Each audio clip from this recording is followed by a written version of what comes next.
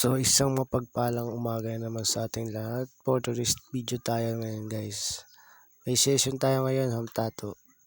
Abangan nyo na lang.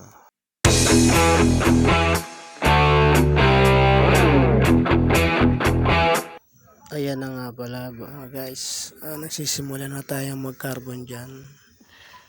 Ito na napili ni client na tattoo. Yan, mano-mano pala ang gamit natin dyan. Wala pa tayong printer eh. Gago! Mas magandang gamitin ng mano-mano. Kasi napapag-aralan mo yung mga details na kailangan mong makuha. At pinaka-advantage doon, para ka lang din nagtatato pag mano-mano gamit mong carbon. Hindi ka maliligaw sa ginagawa mo. Kaysa dun sa printer, oo nga, perfect, pero may intensi pa rin na maligaw ka. So yun lang mga guys, at hantayin nyo na lang ang mga mangyayari. Pinakamahaba yung carbon na yan. Hindi ko na siya pinahaba at medyo sinisipag ako ngayon. Basta meron lang akong may upload. Yun lang mga guys. Paano masabi?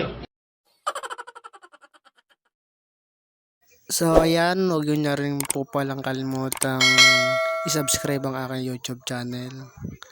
Pakipindot na lang po ng notification bell. Yun lamang po at maraming salamat.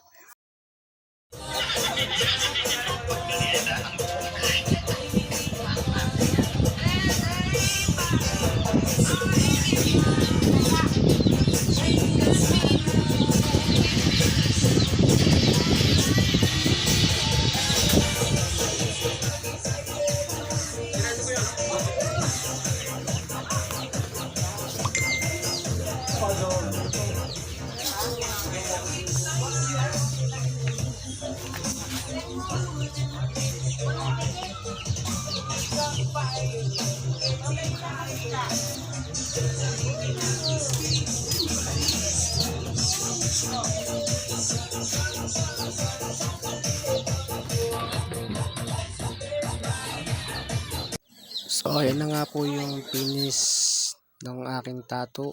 What? Ayan na po siya. What the fuck? Kulay lang po yun, yung bulaklak.